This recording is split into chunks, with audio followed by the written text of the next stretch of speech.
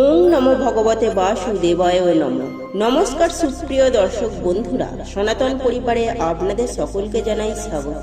আশা করি আপনারা সকলেই ঈশ্বরের কৃপায় ভালো আছেন, সুস্থ আছেন। আজ আপনাদের সামনে একটি অত্যন্ত গুরুত্বপূর্ণ বিষয় নিয়ে আলোচনা করব, যা আপনাদের জানার অত্যন্ত প্রয়োজন।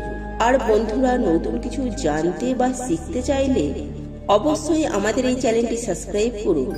আমরা প্রত্যেকেই কম বেশি জানি, যখন চন্দ্রদেব পৃথিবী ও সূর্যের একদিকে থাকে তখনই সমগ্র চন্দ্রপৃষ্ঠ অন্ধকার হয়ে যায়, আর এই অন্ধকার অংশটিকে অমাবস্যা বলে। হ্যাঁ বন্ধুরা, আপনারা ঠিকই ধরেছেন।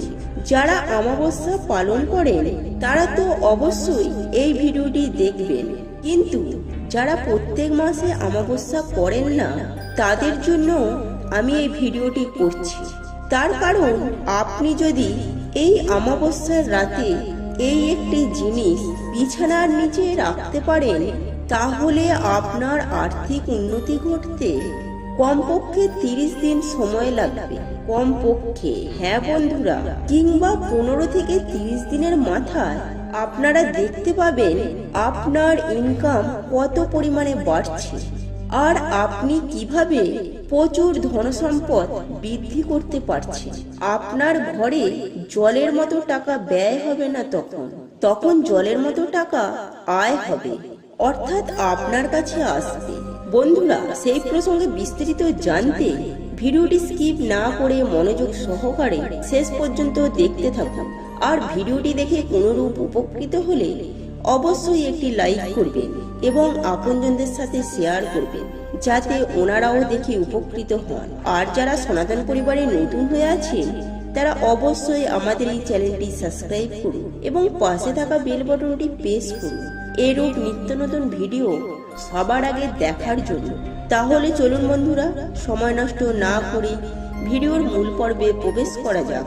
প্রত্যেক মাসে একটি করে পূর্ণিমা, একটি করে অমাবস্যা থাকে। হিন্দু শাস্ত্র মতে এই অমাবস্যার দিনে বেশ কিছু রীতি পালন করা উচিত। আপনি যদি আপনার রাশিফলে স্পষ্ট রূপে পিতৃদোষে সমস্যায় ভুগে থাকেন, তাহলে এই অমাবস্যার দিনে একটি ক্রিয়া করতে পারেন। তবে তার আগে বলে দিই, এই দিন আপনি আপনার বাড়িতে মা লক্ষ্মীর আরাধনা করতে পারেন।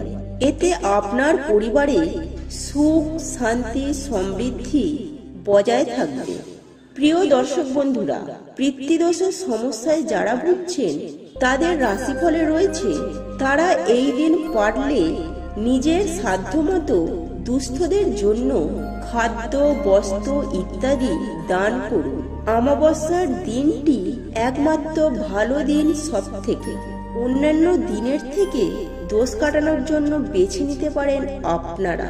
খাদ্য এবং বস্ত্রই দান করবেন বন্ধুরা, অন্য কিছু দান করবেন না। তবে হ্যাঁ, এই জিনিসগুলি বলতে পারি, এই দিনটিতে আপনি গরিব দুঃখী মানুষদের জন্য পাদুকা অর্থাৎ জুতো, জামা কাপড়, খাদ্য এগুলি দান করবেন। করলে আপনার যে গ্রহে মারাত্মক কুপ্রভাব আপনার জন্মছকে বা আপনার আশেপাশে রয়েছে তার প্রতিকার করতে পারবেন সামান্য দান করে। আর আপনি দান করলে অন্যের উপকার হবে আর আপনারও উপকার হবে। অমাবস্যার দিনে বাড়িঘর দর অন্ধকার করে রাখতে নেন, অর্থাৎ আপনার বাড়ির প্রবেশদ্বার প্রধান সদর দরজা যদি, অর্থাৎ যেটা মেন গেট, সেই দরজায় সবসময় আলো করে রাখতে হয় অমাবস্যার দিনে। এমনকি বাড়ির চারিদিকেও আলো করে রাখতে হয়। বলা হয় অমাবস্যার দিন নাকি অশুভ শক্তির প্রভাব বাড়ে, তাই এই দিন আমাদের বাড়ির সদর দরজার সামনেটা অন্ধকার করে রাখতে নেন। আপনি মূল দরজার সামনে 2টি তিলের তেলের প্রদীপ জ্বালিয়ে দেবেন। এর ফলে অশুভ শক্তির প্রভাব অনেকটাই কমে যাবে। সংস্কার অনুযায়ী অমাবস্যায় যেহেতু অশুভ শক্তির প্রভাব বাড়ে, সেটি আমি আগেই বললাম, সেই সময় ঘর অপরিষ্কার রাখতে নেই। অপরিষ্কার ঘরে নাকি অশুভ শক্তির প্রভাব বেশি পড়ে, তাই সুন্দর করে ঘর গুছিয়ে রাখুন। অর্থাৎ সমস্ত নোংরা আবর্জনা এঁটো বাসন পরিষ্কার করে রাখবেন সব সময়। অর্থাৎ সঙ্গে সঙ্গে যে থালায় বা যে পাত্রে খেলেন সেটি ধুয়ে রেখে দেবেন। অন্তত এই অমাবস্যার দিনটা কোনো নোংরা আবর্জনা বাড়ির মধ্যে ফেলে রাখবেন না। আর এই অমাবস্যায় আমিষ খাবেন না, শুধুমাত্র পূর্ণিমাতেই নয়। এই অমাবস্যার দিনটা উপোস করে অনেকেই, তাই উপোস না করলেও অর্থাৎ অমাবস্যার তিথির পালন না করলেও অন্তত পক্ষে নিরামিষ খাবেন। এরপর বলবো আমাদের শাস্ত্রে গর্ভধারণের জন্য নির্দিষ্ট শুভ দিন বলে দেয়া হয়েছে। যদিও আজকের যুগে আমরা সকলে মানি না, কিন্তু অমাবস্যার দিন গর্ভধারণ করা বা সাধারণভাবে আমরা যদি বলি স্বামী স্ত্রীর সম্পর্ক বা মিলন করা, সেটা একদম করা যাবে না। এর ফলে যে সন্তানের জন্ম হবে সেই সন্তান কিন্তু অনেকটাই খারাপ হবে, তার জীবনটাও অনেকটা দুর্ভাগ্য বলুন বা দুর্যোগের মধ্যে দিয়ে কাটবে। আপনি কি চান আপনার সন্তান খারাপ থাকুক বা আপনাদের জীবনের ওপর কোনো খারাপ প্রভাব পড়ুক? এর জন্য বন্ধুরা এটি মেনে চলার চেষ্টা করবেন। সুপ্রিয় বন্ধুরা, এবার আমি আপনাদেরকে বলবো বিছানার নিচে কি এমন জিনিস রাখবেন। দুটো জিনিসের কথা বলবো। তার মধ্যে থেকে প্রথম জিনিসটি হচ্ছে ময়ূরের পালক। হ্যাঁ বন্ধুরা, আপনারা হয়তো অনেকেই শুনেছেন ময়ূরের পালকের ঠিক কতটা গুণাগুণ, কতটা মাহাত্ম্য রয়েছে। এই ময়ূরের পালক বাড়িতে থাকলে যে কি কি উপকার পাওয়া যায় সেই সমস্ত সম্পর্কে আপনাদের কোনো ধারণাই নেই। আর এই ময়ূরের পালক আপনি এই শুতে যাওয়ার সময় রাত্রেবেলা একটি পালক নিয়ে শোবেন না, দুটি পালক নেবেন। আপনার বিছানার বালিশের তলায় নিয়ে শুতে পারেন, কিংবা ভেঙে যাওয়ার ভয় থাকলে মাথার কাছে নিয়ে শুন।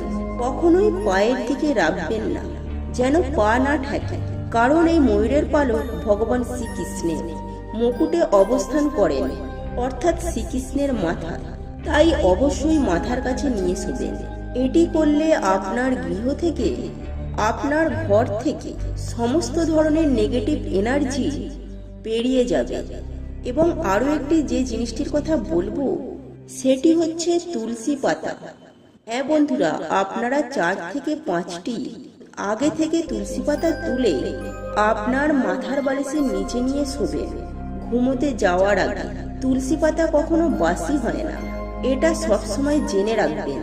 আর পরের দিন সকালে ওই তুলসী পাতাগুলি আপনারা খেয়ে নিতে পারেন। এটি করলে আপনার শরীরে পজিটিভ এনার্জি বাড়বে এবং পজিটিভ শক্তি অর্থাৎ শুভ শক্তির প্রভাব আপনার গৃহে প্রবেশ করবে এবং আপনার মধ্যে থাকবে। বন্ধুরা, আজ এই পর্যন্ত। আশা করি ভিডিওটি দেখে আপনাদের খুব ভালো লেগেছে। আর ভিডিওটি দেখে কোনোরূপ উপকৃত হলে অবশ্যই একটি লাইক করবেন এবং আপনজনদের সাথে শেয়ার করবেন, যাতে ওনারাও দেখে উপকৃত হন। আর যারা সনাতন পরিবারে নতুন হয়ে আছে তারা অবশ্যই চ্যানেলটি সাবস্ক্রাইব করুন এবং পাশে থাকা বেল বাটনটি প্রেস করুন এরূপ নিত্য নতুন ভিডিও সবার আগে দেখার জন্য। আর আমরা সনাতন পরিবারের পক্ষ থেকে ভগবানের কাছে প্রার্থনা করি আপনারা সকলেই সুস্থ থাকুন, ভালো থাকুন।